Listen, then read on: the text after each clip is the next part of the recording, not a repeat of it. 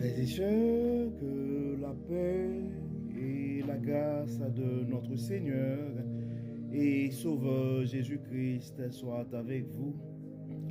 Ici et WH Redemption Ministries pour notre dévotion matinale pour ce vendredi 15 novembre 2024. Toujours dans la mission de vous accompagner journée après journée, réveil après réveil, matinée après matinée sur le chemin du royaume de Dieu. Car l'essentiel, frères et sœurs, est dans le royaume de Dieu. La force est en Dieu. La guérison est en Dieu, la délivrance est en Dieu, l'abondance est en notre Dieu, la sagesse est en Dieu, et surtout l'espérance, frères et sœurs, est en notre Dieu. C'est pourquoi nous nous répétons à chaque instant, cherchons d'abord le royaume de Dieu et sa justice, et toutes les autres choses nous seront données en plus. Donc bon réveil mon frère, bon réveil ma soeur, que le nom de l'Éternel soit béni ce matin, que le nom de notre Dieu soit exalté, que son nom soit glorifié, car notre Dieu nous a fait du bien. Beaucoup ne se sont pas réveillés ce matin, frères et sœurs, et beaucoup n'ont pas survécu cette nuit. Donc nous sommes comptés parmi les vivants ce matin. Donc nous devons louer notre Dieu, car le psalmiste nous dit dans le psaume 150 que tout ce qui respire loue l'Éternel. Oui, frères et sœurs, nous pouvons commencer notre journée et avec espérance pour crier les bontés de l'Éternel ne sont pas épuisées, ses compassions ne sont pas à leur terme. Elles se renouvellent chaque matin. Oui, frères et sœurs, la fidélité de notre Dieu est grande et nous pouvons crier Ebenezer, Ebenezer, jusqu'ici l'Éternel nous a secourus. Oui, et mon frère, oui, ma sœur, et nous avons des raisons pour glorifier le nom de notre Dieu ce matin. Et d'ailleurs, c'est la raison d'être de notre dévotion matinale, nous donner cette occasion de pouvoir commencer notre journée avec Dieu. Car commencer notre journée avec Dieu, frères et sœurs, et nous ouvre la porte, nous donne cette opportunité d'avoir une journée remplie de la faveur et de Dieu. Et en accumulant des journées remplies de la faveur de Dieu, nous allons finir par compléter une année 2024 remplie de sa bonté. Et en accumulant, frères et sœurs, des années remplies de la bonté de Dieu, nous allons finir par avoir une vie comblée de ses plus riches bénédictions sur plusieurs générations. C'est pourquoi si tu penses à un frère ce matin, si tu penses à une sœur, nous t'invitons à partager ce message. Et si vous n'êtes pas encore souscrit à notre channel, nous vous invitons à le faire, car ça va vous aider à avoir cette habitude et ça va devenir une nouvelle routine et pour toi mon frère, pour toi ma sœur, de commencer ta journée avec Dieu, car on ne sait jamais ce que la parole de Dieu peut faire dans la vie de l'un de ses enfants bien-aimés. Donc pour ce vendredi 15 novembre, et frères et sœurs, le texte qui nous est proposé ce matin, c'est le texte que nous trouvons dans le premier chapitre de la lettre et de Paul, de l'épître de Paul aux Colossiens. Nous allons lire du verset 19 et jusqu'au verset 28. Colossiens chapitre 1er, verset 19 à 29, disons. Car c'est en lui que Dieu a désiré que toute plénitude ait sa demeure. Et c'est par lui qu'il a voulu réconcilier avec lui l'univers tout entier, ce qui est sur la terre et ce qui est au ciel, en instaurant la paix par le sang que son Fils a versé sur la croix. Or, vous, autrefois, vous étiez exclus de la présence de Dieu. Vous étiez ses ennemis à cause de vos pensées qui vous amenaient à faire des œuvres mauvaises. Mais maintenant, Dieu vous a réconcilié avec lui par le sacrifice de son Fils qui a livré à la mort son corps humain pour vous faire paraître saint, irréprochable et sans faute devant lui. Mais il vous faut, bien sûr, demeurer dans la foi, fermement établi sur ce fondement, sans vous laisser écarter de l'espérance qu'annonce l'Évangile. Cet Évangile, vous l'avez entendu, il a été proclamé parmi toutes les créatures sous le ciel, et moi, Paul, j'en suis devenu le serviteur. Maintenant, je me réjouis des souffrances que j'endure pour vous, car en ma personne, je complète pour le bien de son corps, qui est l'Église, ce qui manque aux persécutions dirigées contre Christ.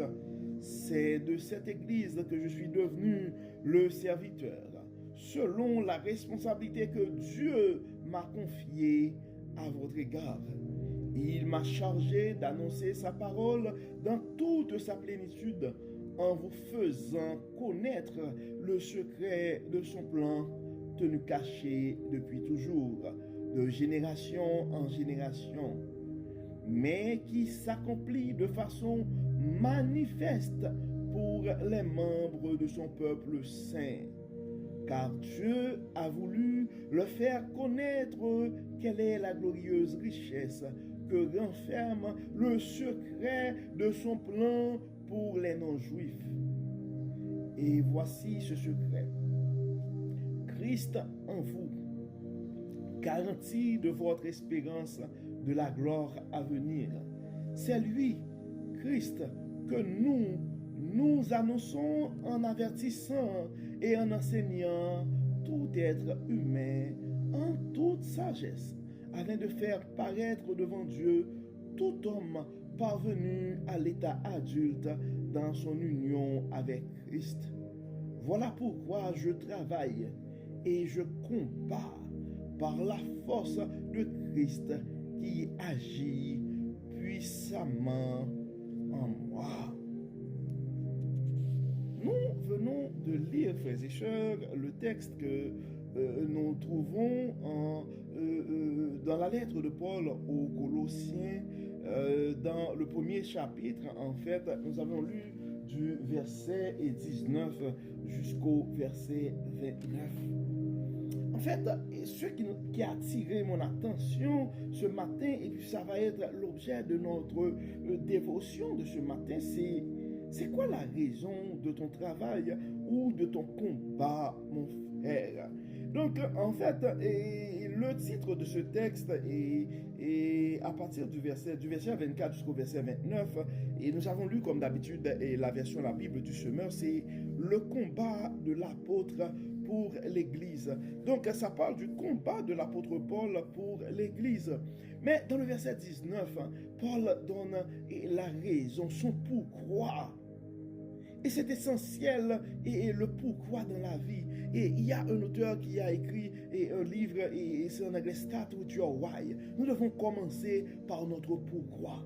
Donc ta journée ce matin, tu peux commencer ta journée, mon frère, avec ton pourquoi. C'est quoi ton pourquoi ce matin? C'est quoi la raison pour laquelle tu te lèves ce matin? C'est quoi la raison pour laquelle tu te lances dans le ministère ce matin? C'est quoi la raison pour laquelle tu fais ce que tu fais ce matin? C'est quoi la raison pour laquelle tu es stressé ce matin? L'apôtre Paul, dans le verset 29, ça dit, Colossiens 1er, verset 29. Voilà pourquoi je travaille et je combats par la force de Christ qui agit puissamment en moi. Et pour mieux comprendre, frères et sœurs, donc il fallait regarder et le texte, disons, au complet, pour prendre le texte dans son contexte. En fait, si on commence et dans le verset 19, l'apôtre Paul dit, car c'est en lui que Dieu a désiré que toute la plénitude est sa demeure, et c'est par lui qu'il a voulu réconcilier avec lui-même l'univers tout entier, ce qui est sur la terre et ce qui est au ciel, en instaurant la paix par le sang que son Fils a versé sur la croix. Donc dans ces deux versets, l'apôtre Paul prend le temps de rappeler aux chrétiens et de l'Église des Colossiens, et en fait que c'est en lui que Dieu a désiré toute plénitude est sa demeure. En fait, il commence à rappeler les Colossiens que, en fait, c'est pas quelque chose de simple. Et voilà la volonté de Dieu dans cette affaire. La volonté de Dieu, et c'est en fait dans le verset 21 pour dire, or vous autrefois vous étiez exclus de la présence de Dieu, vous étiez ses ennemis à cause de vos pensées qui vous amenaient à faire des événements, des œuvres mauvaises. Mais Dieu vous a réconciliés avec lui par le sacrifice de son Fils qui a livré à la mort son corps humain. Donc il a commencé par les rappeler c'est quoi la raison d'être du sacrifice de la croix. Parce que la base de l'évangile, frères et sœurs, se trouve dans le sacrifice de la croix, dans notre foi, dans ce Jésus qui a été ressuscité. Dans le verset 23, ça dit, mais il faut bien sûr demeurer dans la foi, fermement établi sur ce fondement, sans laisser écarter de l'espérance qu'annonce l'évangile. Cet évangile, vous l'avez entendu, il a été proclamé parmi toutes les créatures sous le ciel, et moi, Paul, j'en suis devenu le serviteur. En fait, pour avoir l'espérance de la vie éternelle, et car nous rappelons les paroles de Jean 3, verset 16, car Dieu a tant aimé le monde qu'il a donné son Fils unique, afin que quiconque croit en lui ne périsse point, mais qu'il ait la vie éternelle. Ça, c'est l'espérance de l'évangile. Nous avons l'espérance de la vie éternelle, mais ça passe exigiblement par la foi. Donc c'est dans le verset 23, ça dit, mais il faut bien sûr demeurer dans la foi, fermement établi sur ce fondement, sans vous laisser écarter de l'espérance qu'annonce l'évangile. Et Paul commence à parler de son combat à partir du verset 24. Puis ça dit, maintenant je me réjouis des souffrances que j'endure pour vous, car en ma personne, je complète pour le bien de son corps, qui est l'Église, pour le bien de l'Église, ce qui manque aux persécutions dirigées contre Christ.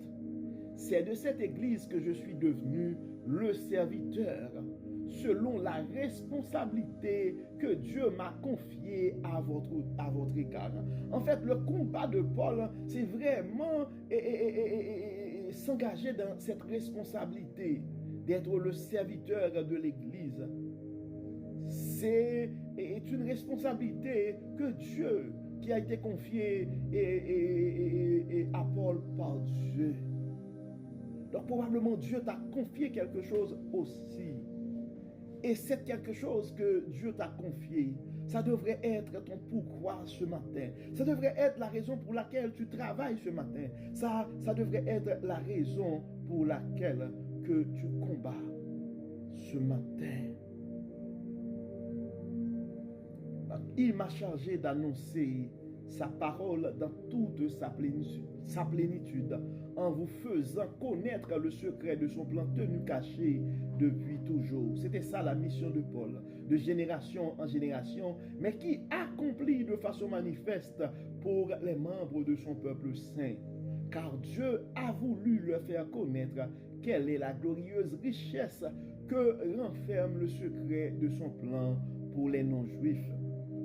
Et voici ce secret, Christ en vous, garantie de votre espérance de la gloire à venir. Donc c'est en Christ, frères et sœurs, que nous annonçons en avertissant et en enseignant tout être humain en toute sagesse, afin de faire paraître devant Dieu tout homme parvenu à l'état adulte dans son union avec Christ. Donc voilà, frères et sœurs, la raison d'être. Voilà le pourquoi de Paul. Voilà pourquoi je travaille et je combats par la force de Christ qui agit puissamment en moi. En fait, Paul ne combat pas tout seul.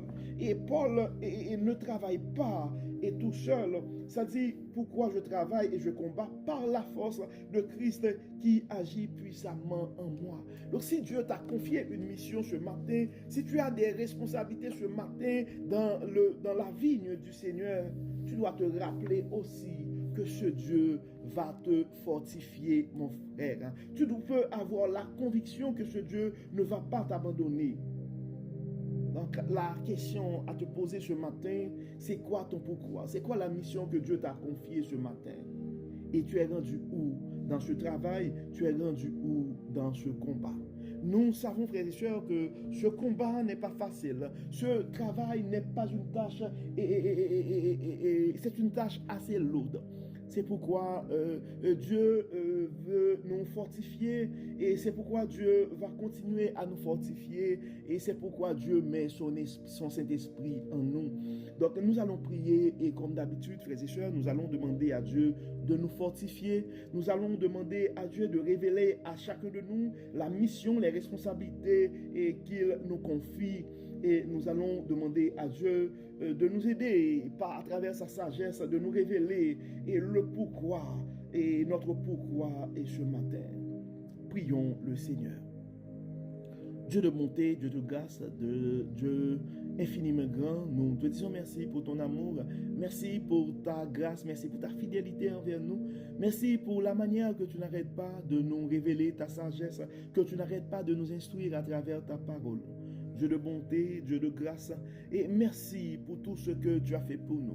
Merci Seigneur parce que tu as révélé à beaucoup d'entre nous la mission, le travail que nous avons à faire dans ta vigne. Mais il y a pour certains d'entre nous, la mission, il y a quand même un flou par rapport à la mission.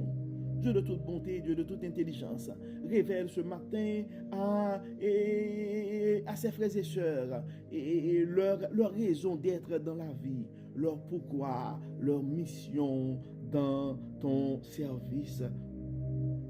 Dieu de bonté, Dieu de grâce, beaucoup d'entre nous, mais nous sommes conscients de la mission. Mais nous sommes affaiblis, soit par la maladie, soit par des soucis financiers ou d'autres problèmes. Et il y a d'autres distractions présentement sur notre parcours. Dieu de toute force, Dieu de toute espérance, Dieu de toute puissance, fortifie-nous. Donne-nous, Dieu clément, la force nécessaire de pouvoir continuer notre parcours sur le chemin du royaume pour la gloire de ton nom. C'est pourquoi nous sollicitons ton aide, ta puissance ce matin de toucher, frères et Dieu clément, nos frères et sœurs qui sont malades. Ceux qui ont des soucis financiers, nous te demandons de pouvoir à leurs besoins. Ceux qui sont troublés par toutes sortes de problèmes ou de circonstances ou d'incertitudes, nous te demandons, Seigneur, d'éclairer leur chemin, de faire briller ta lumière dans leur vie. Dieu de toute grâce, Dieu de toute miséricorde, ceux qui ont peur, nous te demandons de les révéler ta sagesse. Nous demandons, Seigneur, de les protéger. Nous te demandons, Seigneur, de les montrer quelle direction prendre, quoi dire et quoi faire. Dieu de grâce, Dieu de toute bonté. Aide-nous, Dieu clément, à pouvoir garder le focus. Enlève autour de nous et en nous toute forme de distraction. Et aide-nous, Dieu clément, à avoir notre regard fixé sur toi. Et que notre engagement soit ferme dans la réalisation de cette tâche que tu nous confies.